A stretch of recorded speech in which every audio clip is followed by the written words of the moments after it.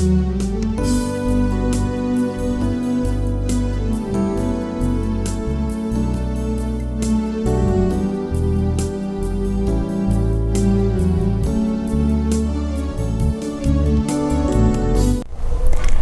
les bendiga.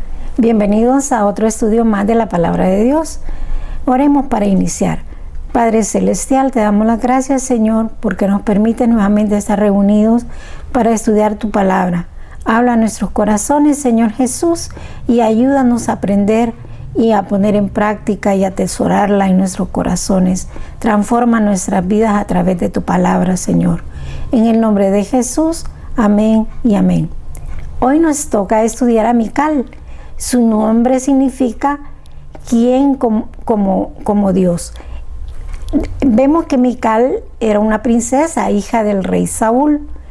Ella fue dada en matrimonio a David, ¿verdad? Vemos en la palabra de Dios que el rey Saúl le propuso, después de que él había matado al gigante Goliat, al filisteo, le propuso en matrimonio a su hija mayor, pero no quiso David. Él se sentía que era un pobre, que era indigno de ser familiar del rey, y no quiso aceptar. Él lo llevó, desde ese momento lo llevó a su casa, a David, y ya no lo dejó volver a donde su papá, ¿verdad? Y pues el contacto, él tocaba el arpa para el rey, y seguramente que su hija Mical, al verlo, se fue enamorando de él. El rey Saúl, al darse cuenta de que ella se había enamorado de él pensó que era una forma de poderlo atrapar y tenerlo, porque en cierta manera él empezó a tener envidia, a tener temor de que David lo fuera a desplazar, y empezó a tener esa rivalidad, hubo esa rivalidad entre ellos dos, y vemos que empezó a mencionarle que le podía dar a su hija en matrimonio si le llevaba 100 prepucios de filisteos. Y vemos acá en Primera de Samuel, el capítulo 18, del 26 al 27, que dice así la palabra de Dios. Cuando sus siervos declararon a David estas palabras, pareció bien la cosa a los ojos de David para ser yerno del rey. Y antes que el plazo se cumpliese, se levantó David y se fue con su gente y mató a 200 hombres de los filisteos. Y trajo David los prepucios de ellos y los entregó todos al rey, a fin de hacerse yerno del rey. Y Saúl le dio su hija Mical por mujer. Él se casó con Mical, ¿verdad? La hija del rey Saúl. Fue su yerno, así dice la palabra de Dios. Él le había pedido 100 filisteos, pero él le trajo 200. Él pagó un precio por Mical. Vemos que ella estaba enamorada de él, lo amaba. Eso declara la palabra de Dios. Pero el rey Saúl, cuando vio que ella lo amaba y que la gente lo aclamaba, todavía aumentó su temor. Dijo, la tiene ella y es más poderoso todavía, y él tenía temor y quiso matar a David, ¿verdad? Ella lo amaba y le dijo a David cuáles eran las intenciones de su padre y lo ayudó a huir. La palabra de Dios menciona que ella lo bajó por una ventana para que él pudiera escapar, pero ella tenía dos opciones en ese momento. Ella podía haber salido, huir también con él, pero claro, eso significaba ir al desierto, andar en lugares sin comodidades, el tener que dejar su palacio, su casa, sus bienes, y esto pues creo que no fue agradable para ella pensar en esa opción. Y vemos que pues dejó que él se fuera, ¿verdad? Y el tiempo pasó, mucho tiempo pasó.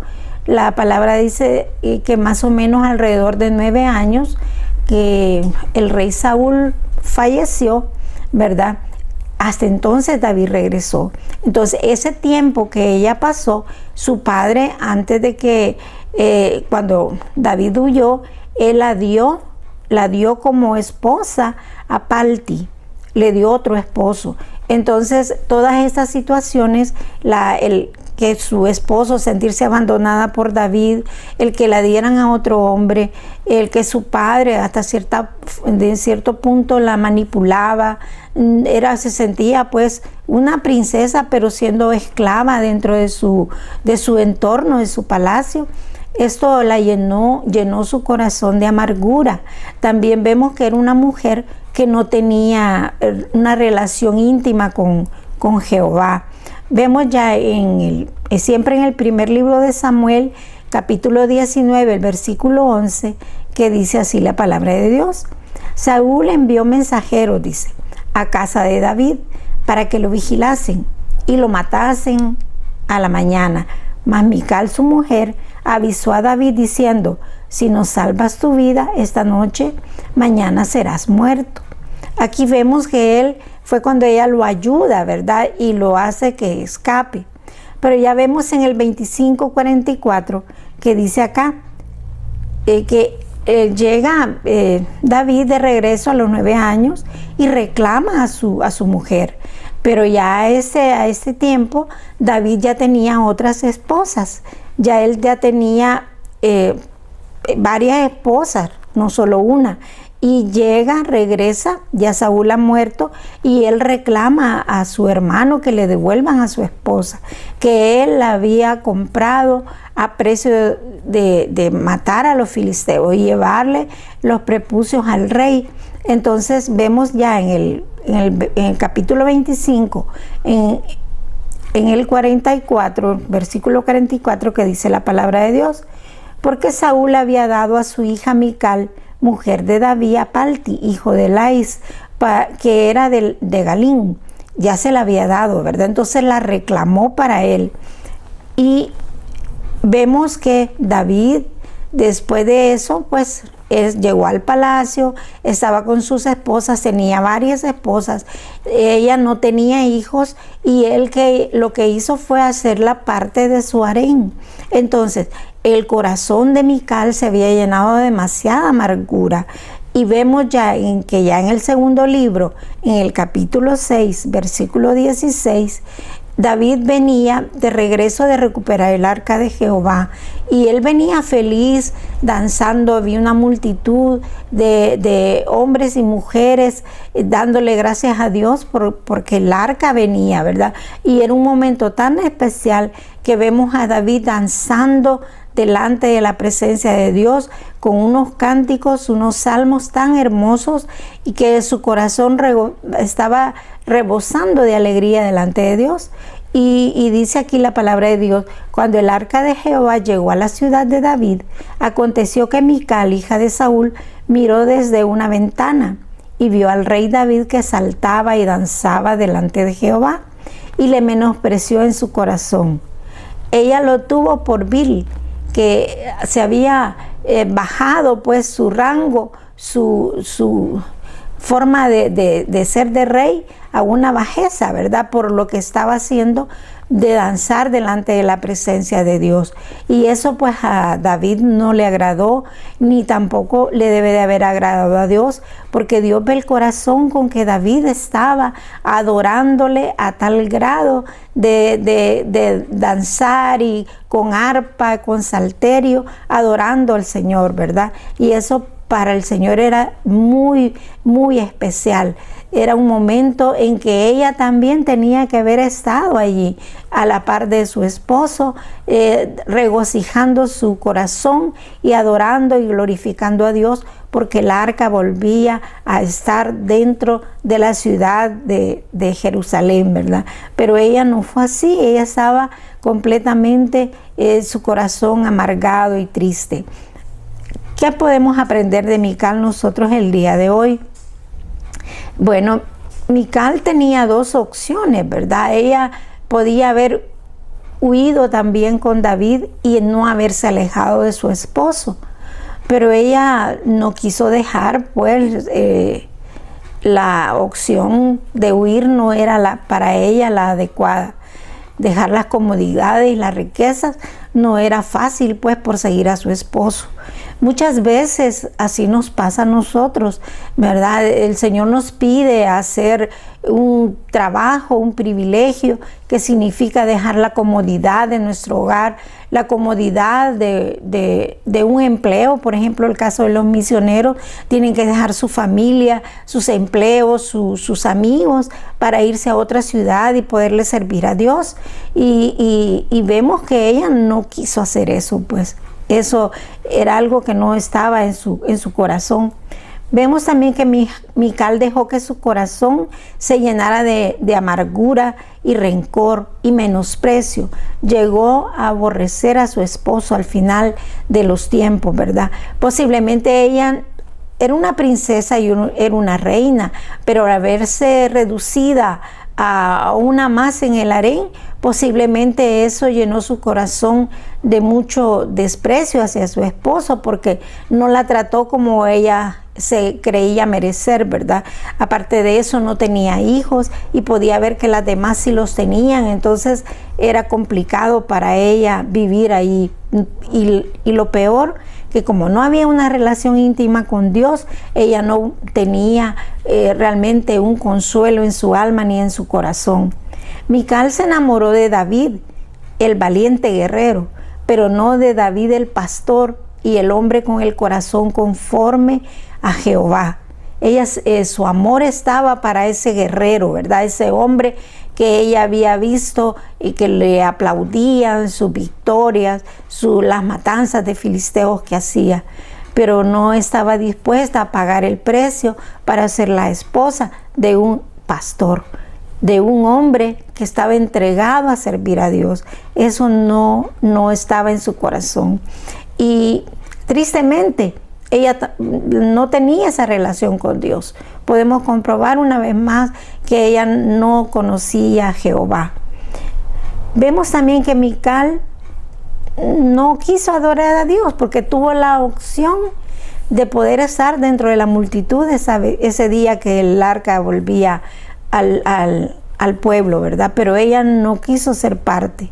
Entonces, una vez más, vemos que alejados de Dios, nuestro corazón se llena de amargura, de resentimiento, de rencor, y Dios no quiere eso para nosotros. Si nosotros estamos dejando que las circunstancias de nuestra vida nos cambien, nos transformen en alguien amargado, frustrado, eso no le agrada a Dios. Si nosotros buscamos a Dios en oración, Él va a venir y va a traer consuelo, alegría a nuestro corazón.